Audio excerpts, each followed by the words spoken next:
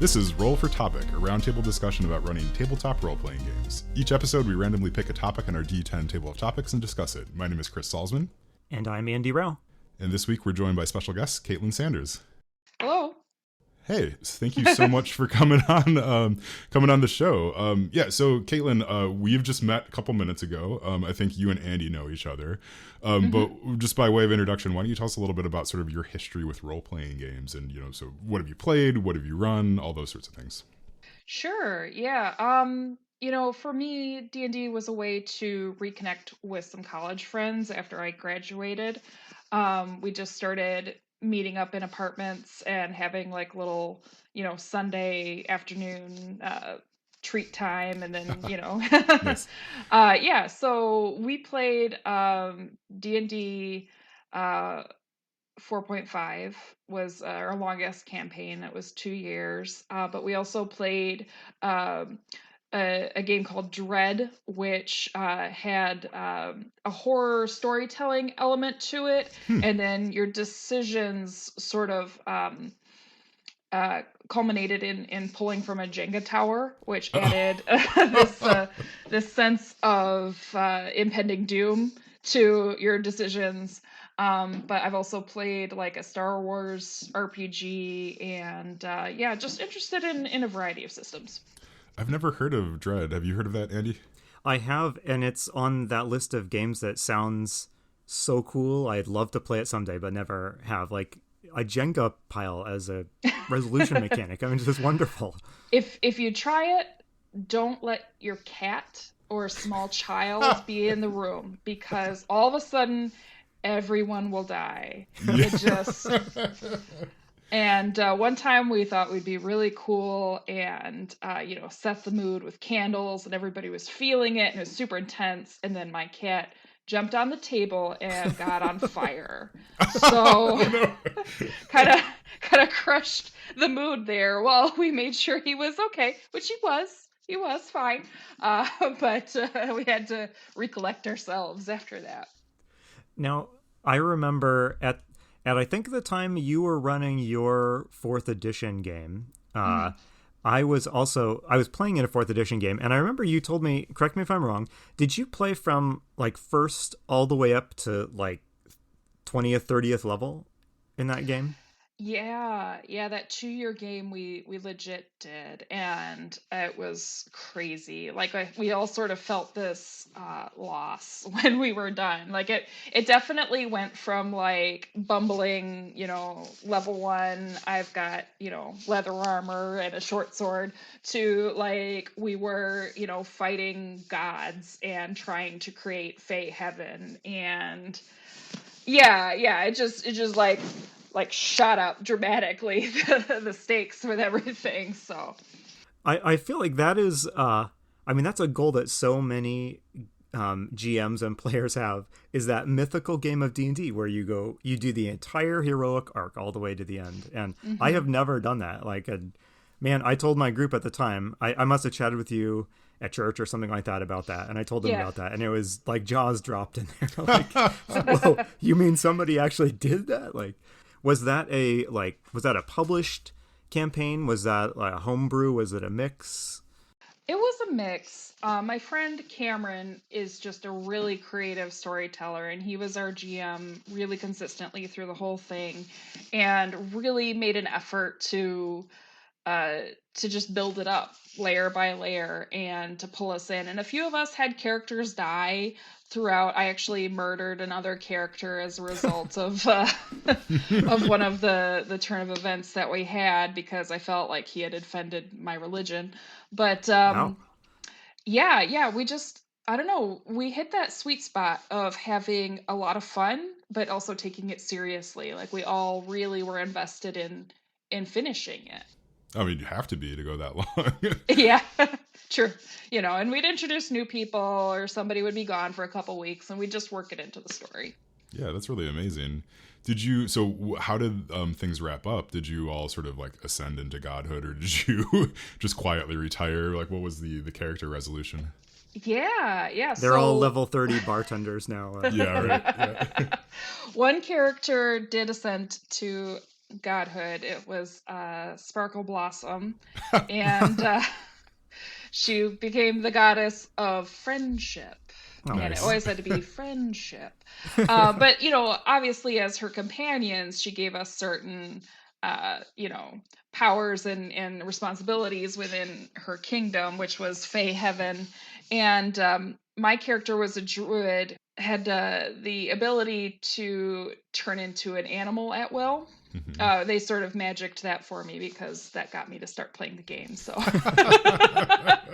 so I had a litter of kittens at the end who all went on to heroic destinies, Aw, and nice. yeah, it was crazy. Yeah. When you were first introducing yourself, you mentioned something about being like a co-GM. Like, so what does it mean to co-GM, and what sort of, how did that come about? Yeah, well, the whole thing was, after this 2-year epic campaign ended, uh, my friend Cameron was kind of burnt out, and he wanted to play more than anything. But none of us were like, we can't live up to this standard that you've set. So we tried a couple different things. We did a pre-written game. It was Horde of the Dragon Queen, Nice. and we just like passed GM around and took turns, and we'd each take like a chapter. And we got reasonably far with it, but we kind of lost interest because again, it just is hard to live up to the glory of past days. I've also taken turns that there was a Warhammer RPG that we were trying for a little while, where I kind of took direction from somebody who knew the Warhammer universe a lot better than I did. My husband played Warhammer for a number of years. Now he's back into War Machine 40K. But that's a franchise that has such a incredible, huge mythology to it, Yes. because they've spread, between the tabletop game, the miniatures game, several video games. Like, it's just hard to Yeah. keep it all together, especially when you're just being introduced to it. So that was really helpful, to just sort of like pick up the details from him, and I would hear something that like, oh, I'm interested in that, and kind of collaborating on it. I'm picturing this scenario where you're like pronouncing all the names wrong, and like, like you giving. There's like a couple Yeah. super fans in the game that are breaking out in hives as you like. Yeah. Well, luckily for me, Dante was the only expert on the 40K universe, so at least I could kind of skate by with my sort of marginal knowledge of like Yeah. the legions and everything. So And did that work out well? Did you enjoy it, or were you are you still running it? we're not running it right now. We had kind of started it right before we moved. We moved last year to Grand Blanc, away from a lot of our D&D friends. So that one kind of, we put a pin in it. Maybe we'll start it up again. Dante's been playing campaigns over the computer, and I prefer to play like in the meat. So yeah. So I've been on a little hiatus from D&D for about a year, unfortunately. Okay. So I have a question. So I am about to transition into Horde of the Dragon Queen. Oh yeah. With one of my groups, yeah. So was there anything from that you particularly liked, or any kind of tips that you have that I should know going into it? I felt like it had a really great opener. Mm-hmm. Like it started off with a bang, and our group decided that when we were building our characters, that we were all either relatives or members from the same village, to give us like a serious common purpose, Mm-hmm. not just sort of the funny common purpose, like that we're all friends and we want to hang out once a week. So that was really helpful. Where it sort of lagged was there was this long traveling sequence that Yeah. where there were like lots of little pop-up events that they could trigger, but that weren't necessarily feeding the larger story. So I would say watch that part, and make sure that they stay engaged, and that there's like enough nuggets uh, that keep them wanting to move forward. Yeah, I've been thinking if I could just have a dragon sort of pick them up and drop them in between spots. I mean, that would be dramatic, definitely. So, There is a but dragon in the title. I mean, I think you've got all the justification you need, I think. Yeah, right? Yeah, sure. They'll just pop up everywhere. Why not? yeah. All right. So if you're not familiar with how we do this podcast, in each conversation, we have our guest roll a d10 to determine randomly the topic that we'll be discussing for the next little while. So, Caitlin, do you have a d10? Yes, I do. Excellent. Is there anything cool or noteworthy about this d10? Is this like a generic d10, or is this a special one that's been with you since your first campaign? Oh, this is a new set. I had actually lost faith in my older set. It was letting me down. I was playing this barbarian and I was super excited to like hit and hit hard and hit again and it wasn't happening. So I was like, well, maybe it's time to try something out. So these dice haven't been used in a full campaign yet. They're kind of green and gold, but I have high hopes for them in the future. All right, well, let's break them in then. Can you give us a d10 roll and tell us what you get? All right, here we go. That is a 1. A 1. All right, everyone. The topic we will be discussing today is techniques to keep combat moving. Ooh. Mm-hmm. All right, Andy. So what does that mean? Yeah, so yes, we've learned to define what we're talking about, lest we all just go off talking about our own little interpretation of the topic with no organization. Well, I think in pretty much every episode of this podcast, at least some time has been devoted to griping about how long combat can drag on if you're not careful.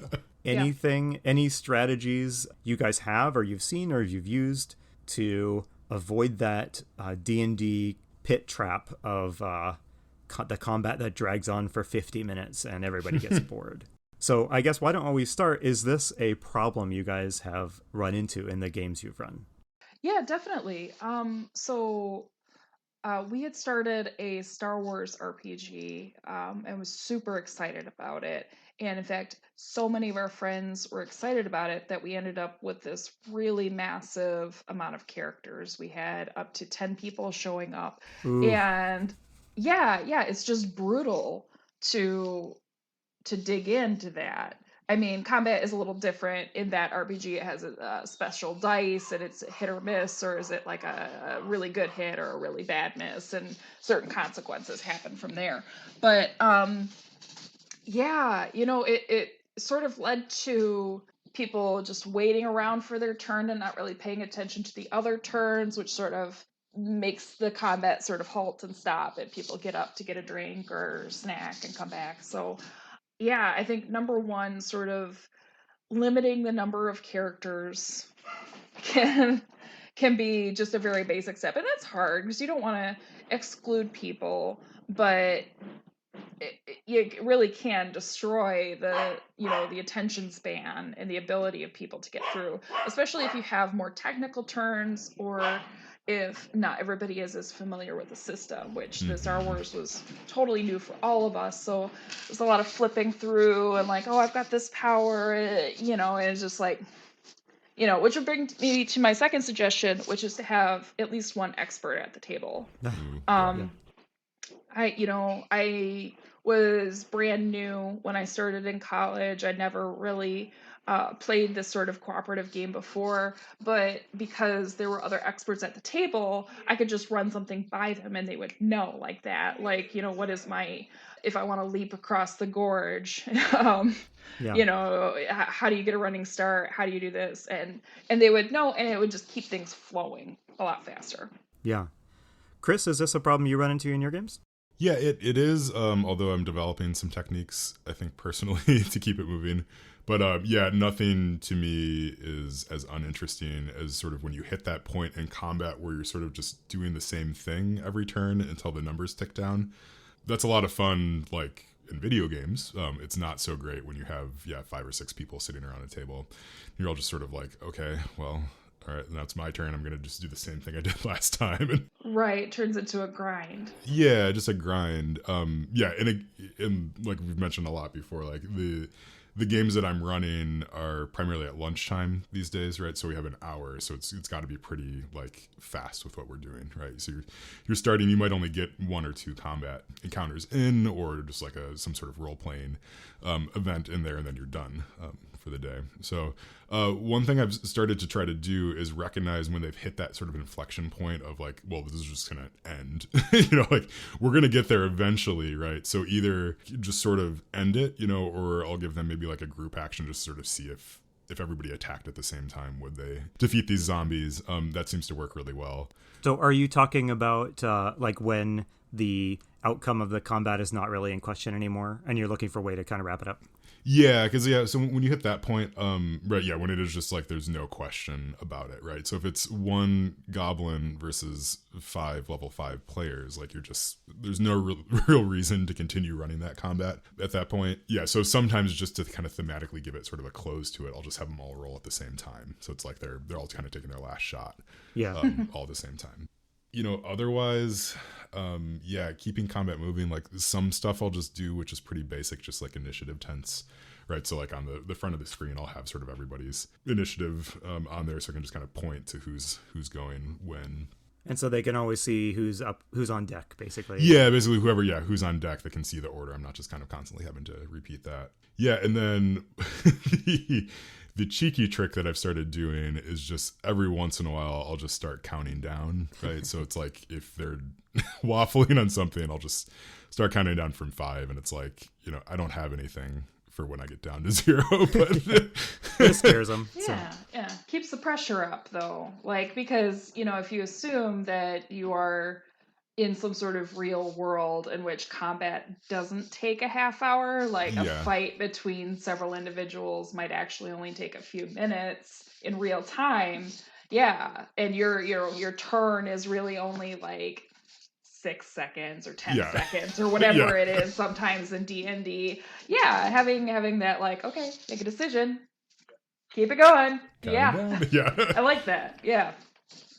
This is certainly an issue in games I've run. One of the bigger challenges, I think, of GMing is avoiding the combat slog.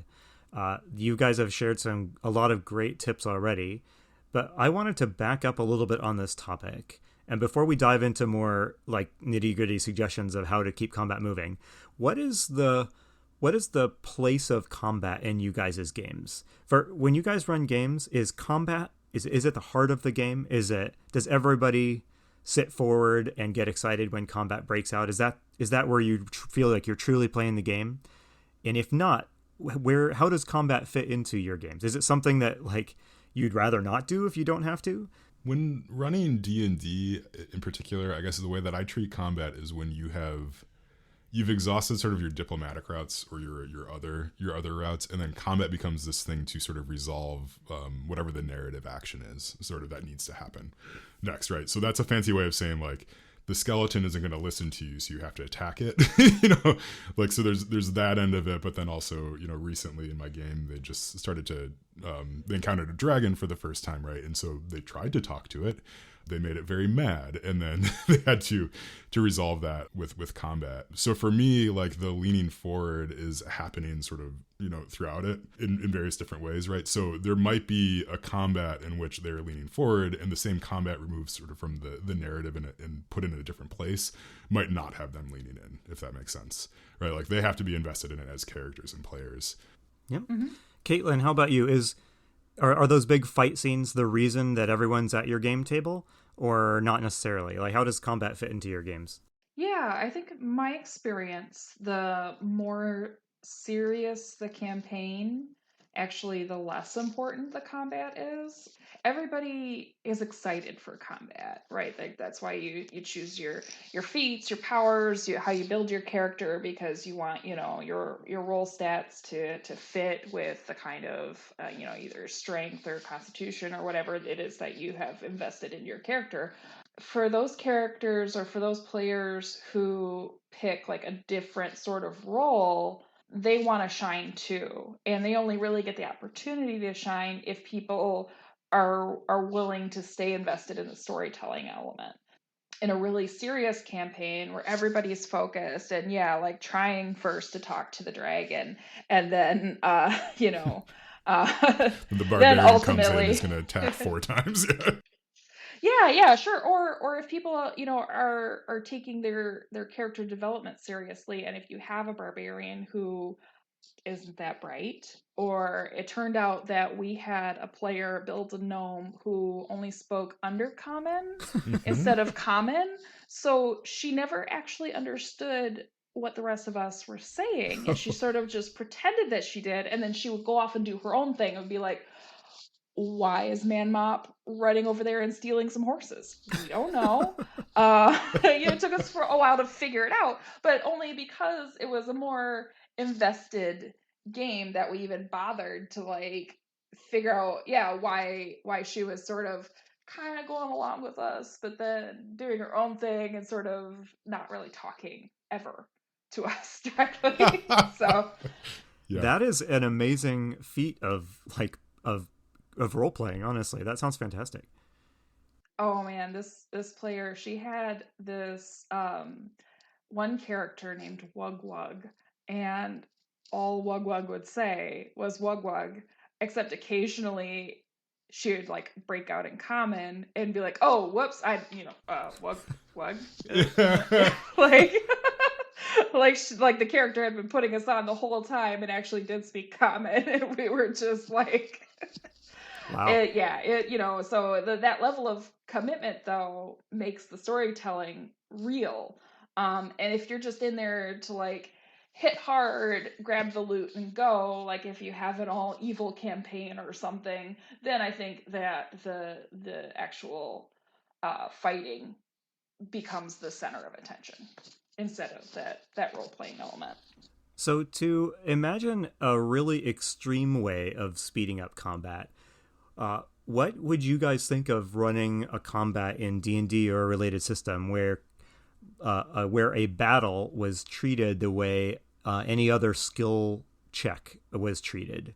So that instead of playing out the blow by blow, maneuver by maneuver battle scene, you were just like, okay, let's all add up our fighting bonus and we'll roll a die to see if you guys defeat the raiding party of goblins. Oh, it looks like you won. So, I mean, I may be Oh, overstating it, but like throw in all your chips at once and kind of just negate well, it's my turn and I'm going to shoot my bow or I'm going to try this magic spell. exactly. Would you guys ever, resolve a fight that quickly? Or do you think that that would take something away from what you enjoy about the game?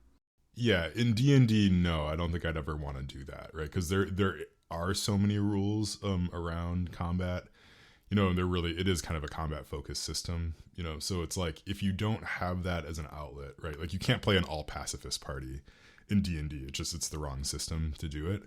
And I guess you could try, but it's just like somebody out there is running one right now, and they're really mad at you. Yeah, they're writing an email to me that I won't read. But yeah, it's like so a system like say Blades in the Dark, right? Like that I'd be totally fine with doing that. In fact, I've done that, right? When we play, like, you can just sort of roll to see if you defeated that goon that you ran into, right? Because it's just sort of it's a different, it's just one of many sort of actions you can take. But yeah, I don't think so in D&D, but I'm not against it in other systems, because it's like punching someone is one way to solve it, talking to them is another way to solve it, sneaking around them is another way to solve it, right? Like you're just sort of giving the players opportunities and options for how to solve a problem. Caitlin, would resolving a combat that quick make your players happy, or would they all get disappointed looks on their faces because they didn't get to use their combat feats? Yeah, I think that there would be a lot of pushback, a lot of disappointment about shortening it that much. But one thing that my group of friends tends to do is if something does happen really quickly or someone gets a natural 20 or a natural 1, we say, we put them on the spot and say, describe what happened. Like, how did you, instantly kill this bugbear or whatever. Yeah. And then they have to go through it like, well, I noticed the chandelier and I just chopped the rope, or I knocked down the door and it just flattened them, or something that gives them the chance to celebrate it for a moment before moving on. So maybe it would work in that context. Like, how do all five of you, beat the crap out of this bartender for, not giving you the information you want?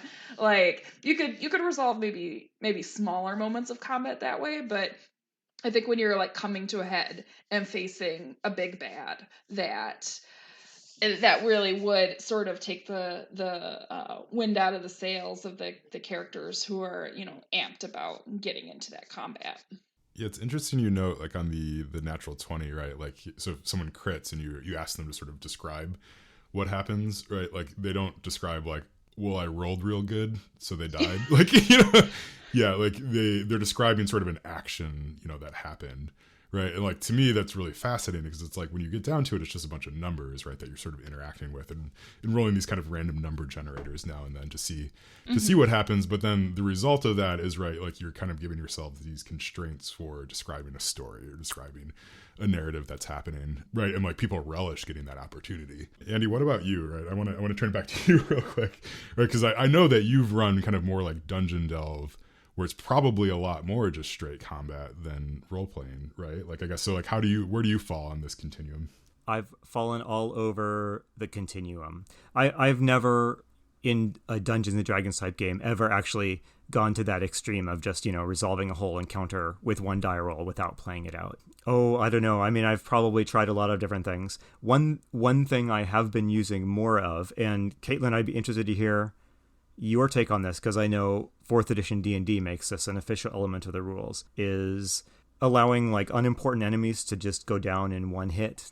Oh, yeah. 4th edition formalizes this. It's not the only system that uses this concept, but formalizes this as kind of the minion rules, where for those, like, enemy goons that, the stormtroopers or the goblins that Aragorn dispatches, with one hit, they just have one hit point. So it might be a challenge to hit them, but once you do, they just instantly go down. So that I've started doing more of that in D&D. You can't make everything a minion like that. To me, the exciting part of combat is figuring out whether you hit somebody. And once you're able to hit, I don't really need you to hit it like 5 more times. Like, that seems kind of boring. I mean, I realize that part of D&D is about, wearing down enemies with lots of hit points, but Caitlin, you mentioned playing Star Wars, and I remember a problem I had running an older edition of Star Wars that did not have any sort of minion rules was the players would get in these fights with all these stormtroopers, and in the movies, you just shoot a stormtrooper once, and he screams, he falls off of the chasm, and then you move on. But in the game, the stormtroopers all had like 30 hit points. A blaster would do like, 9 points of damage per hit, and I don't know. There was fun and tension in figuring out if the players could successfully shoot the stormtrooper.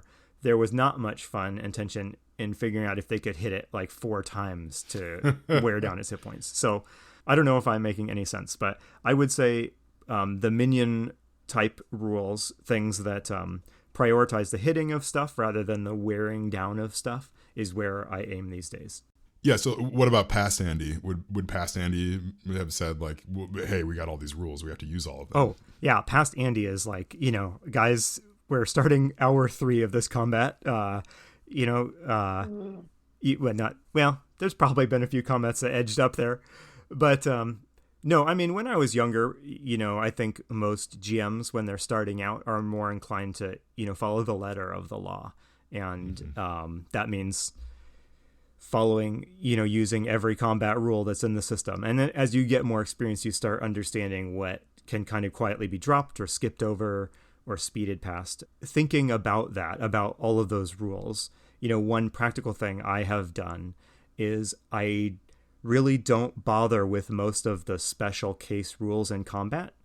If you want to do something interesting, whether it's bull rush an enemy or do a flying leap at them or disarm them or trip them or something like that, I really never pull out the rule book and look up what is the trip rule, because there is a trip rule in the D&D manual.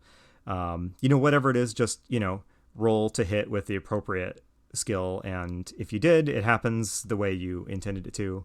Yeah, I definitely do that too. I mean, sometimes to my detriment. Like, right, like I had a rogue who kept on tying people's feet together. You know, the first time it worked real well, and like, you know, everybody had advantage on them and stuff. And I was like, that was probably like, that would have been like a 3rd level wizard spell what they just did. Right?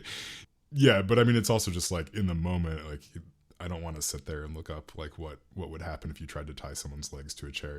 It's just like, you know, like, yeah, let's just see what happens. Right? Yeah, yeah, it's one of the tools in the toolbox, right? To decide what to let slide and what to be a stickler about. How many, minion enemies to have. Like, if you have a sorcerer or a wizard character who's got like this really great blast or burst effect that they, have been really psyched about using, but it hasn't come up a lot because you're fighting bigger enemies where they have to get in closer and they don't want to do that. Having like a horde of rats show up and start, biting everybody and giving them the opportunity to take out like a dozen of them at once. Yeah, that could really pull that person back in. So I think that the choice between having drawn out scenarios where you're like wearing down the big bad versus a whole bunch of minion zombies or skeletons or whatever, you have to put in a little variety and you have to base it on who your characters are. That's such a good point. Yeah, like, yeah, you have a huge opportunity as the GM to draw people back in based on what the encounters you give them. Yeah. You wouldn't want to use it every single time because then everybody gets lazy and they're like, well, I know I'm going to hit like 5 of them. But yeah, giving them opportunities to be a little trickier about it. Like, yeah, I'm going to tie their shoes together this one time, but next time it's not going to work because they notice you at their feet or something. Like, yeah. Do you guys ever dumb down enemy decisions or actions in combat to specifically to keep a combat from getting too long? So here's kind of an extreme example. If you have an enemy who can teleport around the dungeon level, and I've had scenarios like this, the fight could go on forever if they have to track this teleporting wizard around the dungeon level. But it's certainly what that wizard would do when he started getting low on hit points. But I don't want to, stretch this fight scene out into a long, drawn-out slog. So I might just have the wizard not use his powers in the way that would be best for that enemy to use. Do you guys ever dumb down enemy tactics, or you have the enemies just decide to charge instead of going off and setting up some complex situation just because you knew it was going to draw out combat too much if you didn't? Yeah, probably too much. I think I kind of wimp out when faced with with like my players, and it's like, well, I could use the breath weapon against you at first turn, but I feel like I should maybe give you a second. It's hard, right? Because like I think if you played aggressively, you could probably kill any party pretty fast with just about anybody, right? Like, yeah, because you also have more information than they do too. Yeah, so I definitely do sort of pull back, and I will often sort of ramp up each encounter a little bit, right? So if they manage to survive the first turn, then the second turn's going to hit a little bit harder. Just so it's not just like I'm coming out guns blazing. This concept reminds me, have you heard of Tucker's Kobolds before? I don't think so. Please explain. Okay, so this is something that I've run across in various D&D forums. It's this probably apocryphal like story about these kobolds, right? Like, so the way you play them, Tucker's Kobolds, is like you play them as like super smart kobolds who like really understand their situation. So exactly what you're saying, like with that wizard who can teleport around. So like these kobolds have like traps totally set up. Like they know the ins and outs. Like there's various mazes and stuff that can get you lost in. Like they're just like super aggressive, super smart, like kobolds, right? So they're not very like high hit points or anything like that, but they just have so much more knowledge than the player, and they're just a lot trickier and stuff. So it's just this concept of like, yeah, taking something that has kind of no real threat when you see it, but just making it like the most deadly thing you can possibly encounter, right? So I think that's sort of like the swing, right? Is like, yeah, the kobold who just comes up to you with a short sword and is like, or these ones that like run away and set up a trap that's going to kill you. Yeah, that's the running away is a thing I really don't use much, and I I kind of wish I wish that I would use it a little bit more. But I mean, there's an awful lot of combats where if this were to play out realistically, the enemy would pull back, they would, leave, they would go hole up in a room and barricade themselves in. They would do something other than just fight mindlessly to the death. I do, I try to have enemies behave somewhat realistically, but personally, if I see that this would extend the amount of time we're just kind of rolling to hit by more without adding a lot of fun, I usually just have the enemies like, all right, they're not gonna pull back and make this a long drawn out affair. If I'm gonna nerf anything, I think it's gotta be hit points, because you don't want to decrease the threat level so much that they, catch on that this is actually going to be an easier encounter.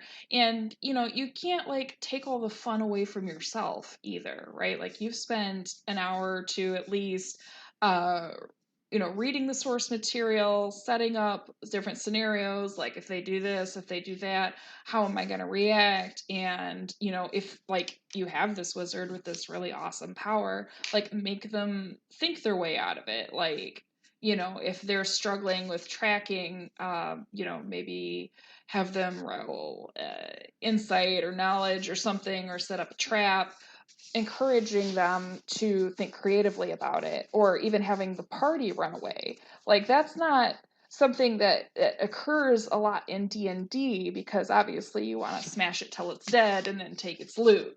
That's how D&D works. But like when we played the Star Wars campaign, we were like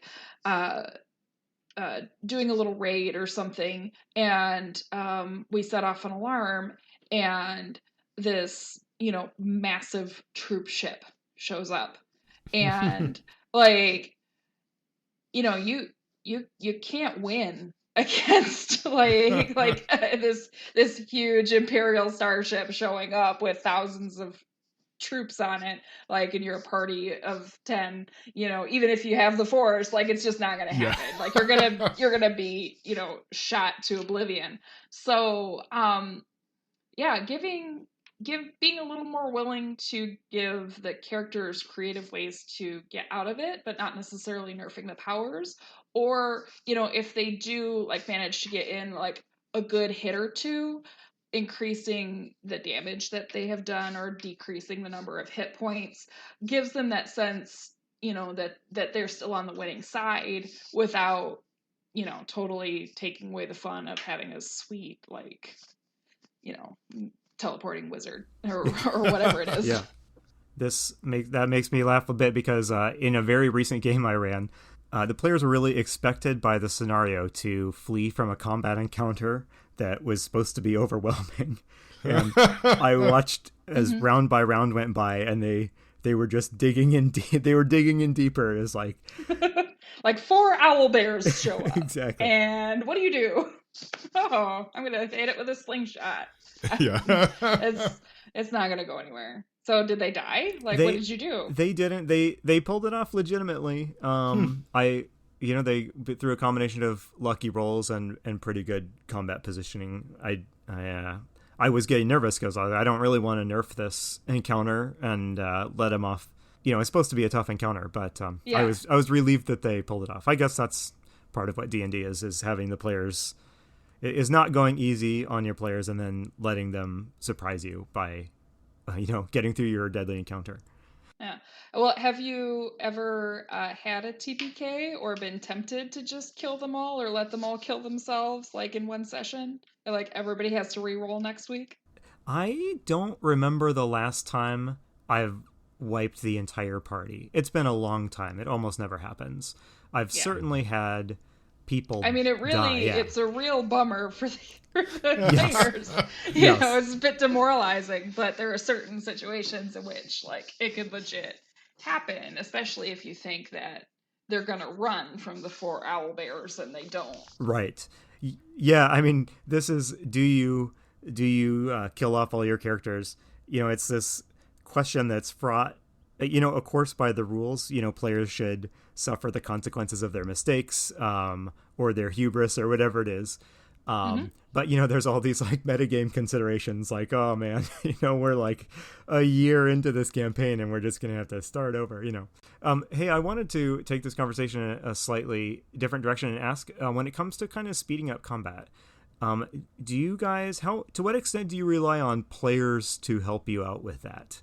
And do you have any expectations for your players that they'll come to the table like knowing how combat works, so and do you expect that they figured this out? Do you help them out with handouts, or how do you help your players speed through combat?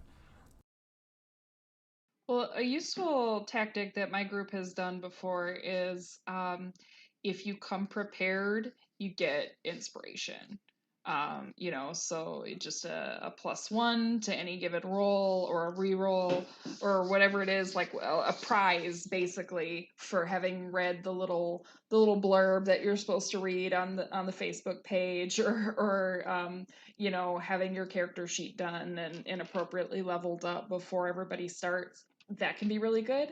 I've also served in a supporting role as the person trying to like keep everyone on task, especially if you're good friends and you're trying to catch up as well as play. It can get a little out of hand. So saying, okay, you're next, right? Like, what do you do? Or just sort of prompting so that the GM isn't just sitting there like waiting for everybody to stop talking. So yeah, so having somebody in the group have your back can be really helpful in keeping combat on task. I love that idea of awarding inspiration if the player comes to the table with their stuff figured out. Because how many times has someone been like, all right, I'm going to cast this spell, and then you, the GM, have to like look it up to see what the radius is and what the save is against and that sort of thing. Yeah, that's a great idea. You let people know, hey, if you have your stuff figured out, you'll get a little bonus for it. How about you, Chris? Do you how do you encourage your players to kind of keep it moving along? I think what I'm hearing is I should be harder on my players. I'm like, yeah, I don't really expect anything of them. I have players who ask what they're supposed to roll every time. It's like, that's fine. Like, I don't I don't really care when it comes down to it. I think because for the most part, I think my players are generally invested, right? Like they're all busy adults, so they wouldn't be showing up if they didn't want to be. There's rarely someone sitting at the table who doesn't want to be there because they have any excuse they want, because they could just say that I have to go work. For like, keeping combat moving, like, I mean, yeah, I just sort of expect them, I think, to sort of understand what's going on a little bit and ask questions if they have them, but I'm fine if they ask the same question over and over. Yeah. I remember, earlier in my GM days, I used to, email out the combat rules to people, and I had this naive hope that everyone would come to the table having read the 15-page rules about combat, and, that hope was quickly dashed. Well, that's why you bury an Easter egg in the email, right? My friend Cameron is famous for doing this. He would be like, well, the first person who shows up on time and, rubs my head for luck gets inspiration, just something weird that shows that you read all the way through the email. That's great. Yeah. And once people catch on that there's Easter eggs in the email, then they really are motivated to get through all the pages. I tried once a couple months ago. I should maybe try it again to get people to roll their 2-hit and their damage dice at the same time. Right. The thought being that if you hit, then you just you have your dice like already rolled in front of you like that. And it just didn't work. It didn't take. And the thing is, like, if you think about it, it could save you a huge amount of time throughout the session if everybody just had that all kind of rolled up right in front of them. But it would not connect. See, I would have a problem if I were playing in your game and you had that rule, because it would just be wrong if I rolled both dice and I missed, but I got a great damage roll. I would have wasted that damage roll, and it would have been your fault, Chris. Yeah, and then every session would be me explaining statistics to you over and over. Well, you're fighting the superstition of the dice there, right? Like, I just wasted the 120 that I'm going to get this whole dang time. And I can see that. I've been in a couple of con games where to help speed things along, like the con GM would put a big paper out with like the shape of the dice and what it's called, and like other incredibly basic stuff to head off that, like which one is the D20? No, that's a D12. So we should probably be wrapping up this soon, but I wanted to ask one other thing. There's this whole other element of combat that we haven't touched on, and I was wondering if you guys could briefly comment. Do you use miniatures in your combats, and do you find that doing that kind of helps keep combat focused and moving along, or not? For technical D&D combat, we've tried it both ways. Obviously, the 5th edition has a greater emphasis on just sort of like the GM's spatial awareness and less on miniatures. But I find that miniatures give focus, particularly when you have powers where you need to be close to something or bursts or blasts, instead of just constantly asking the GM, well, can I do this? Can I do that? How close am I? Like everybody visualizing it on the center of the table, on the grid really does speed things up and keeps everybody invested. And you sort of develop a little fondness for your little miniature, right? Like I always, I need this one. This one's me. Yeah. Uh How about you, Chris? Do you have that experience too, that miniatures help keep people kind of focused and get rid of those constant, like, where am I again type questions? Yeah, like I typically play Theater of the Mind for the most part, and that's more to my detriment, I think, than anything, because it's like you do get the questions quite a bit, like, okay, where is everybody? And I'm sort of keeping that state in my head. Like, partly I think I like that to do that and sort of re-explain it and get it back out on the table over and over like that. However, like I have run a couple of combat encounters for sort of like the big set piece sorts of things, and I did use miniatures for that, and it felt like a very different tone of combat at that point. So it's something I need to explore a little bit more. I mean, partly it comes down to just like I don't want to have to draw maps or keep maps around and find a bunch of miniatures and like do that whole thing. But I should really just do it because it seems like it's generally useful. Dry erase boards are your friend. Yeah, and that's the thing. It's like I just need to invest some time into it. But it's like it's working right now, so I don't have a huge motivation to change. Yeah. Do you always use minis, Andy? No, not always, but in the last 5 or so years, I have started using minis almost 100% of the time. Like you, it's kind of situationally dependent. Sometimes it's just much simpler to run a particular combat scene without hauling out the miniatures. But I do think that there is a lot to what Caitlin says. When you've got your miniature out there, and it gives you something to look at and to think about while other people are taking their turn, kind of keeps your attention on it. It gets rid of those questions of like exactly how many feet away am I from it? Will it fit with inside my fireball radius? That sort of thing. So I think there's something to that too. I don't have a like definite answer like yes, miniatures definitely save time in combat, or no, they don't. It varies. Yeah, I have a player who actually got one of his miniature 3D printed from Hero Forge. I think that's the company. Yeah, so he designed the whole thing and then got it printed out. And was like, that's actually pretty cool. So he came to the table the first time and he's like, this is my character, and like set it down on the table when we pass it around. So that was pretty cool. I mean, like, because the only other times that I've done minis, it's been pieces of paper, right? It's like nothing fancy at all. Okay. Well, we should wrap it up here. This has been super good. Caitlin, so thank you so much for coming on.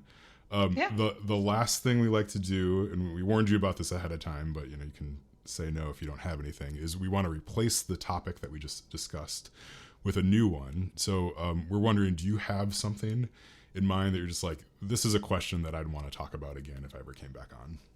I don't have it totally formed in my brain here, but I guess some sort of question about how to deal with very serious consequences. Like, your character does something really dumb, or you've laid a trap and they just barge into it, and suddenly, somebody has to start making death saving rolls. Like, are you comfortable with like springing that sort of consequence on your players or not? And what do you think the value is of that? That is fantastic. Yeah. That's a really Yeah. good question. Yeah. Okay. Okay. Yeah. So that one's definitely going on the list. So, Yes, that's a good one. All right. Well, again, thank you, Caitlin, so much for coming on. My pleasure. Yeah. Again, this has been Roll for Topic. I'm Chris Salzman. I'm Andy Rao. Remember, if your players are having fun, you're a great GM.